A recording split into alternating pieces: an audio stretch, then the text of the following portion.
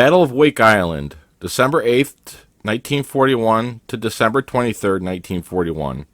Many know the history of the Battle of Wake Island, but many don't know the uniqueness of the F4F Wildcats of VMF 211 that saw action at Wake Island in 1941. The Wildcats at Wake Island were different than the standard Wildcat. The Wildcats at Wake were F4F-3A Wildcats.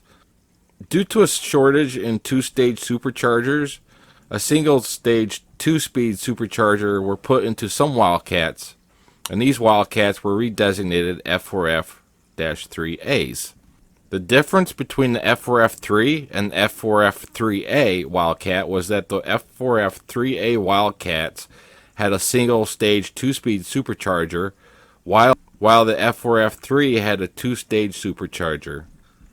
This also led to the deletion of the air scoop on the top of the Wildcat cowl ring, and it's easy to recognize the F4F3A as it has a smooth, rounded cowl ring.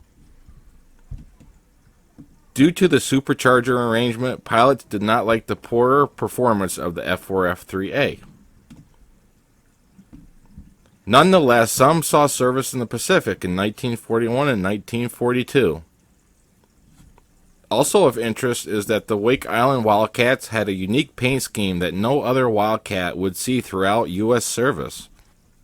While VMF 211 Wildcats were on board USS Enterprise en route to be delivered to Wake Island, the Wildcats had been in an overall light gray paint scheme. While en route to Wake Island, the F4F-3A Wildcats were hastily painted on board the ship, and painters masked off the cowl rings. This led to a different demarcation line between the light gray and blue gray paint, as the demarcation line wrapped up over the cowling rather than the standard straight demarcation line. Photo evidence confirms this. As we see in this photo, the demarcation line wraps up over and behind the cowl ring. These are actual VMF 211 Wake Island Wildcats you see in this picture. The 12 F4F-3A Wildcats of VMF 211 would land on Wake Island shortly after patrol on December 8th. Shortly after landing, Wake Island was attacked by G3M3 Japanese bombers based out of the Marshall Islands. 8 of the Wildcats were destroyed on the ground, while the other 4 were on patrol but were unaware of the attack. Between December 9th and December 22nd, the 4 F4F Wildcats fought every day, downing up to 11 Japanese planes, sinking 1 Japanese destroyer, and damaging most of the Japanese ships in the flotilla through strafing and bomb runs. One pilot, Captain Henry Elrod, flew 211 F-11 on December 11th and loaded with bombs, attacked and sunk a Japanese destroyer.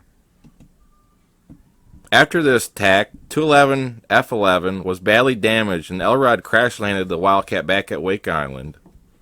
This Wildcat was used for parts to keep the other Wildcats flying. Amazingly, we have photo evidence of Wildcat 211 F-11. The pilots of VMF 211 fought brave and gallantly and put up an impressive and impossible defense.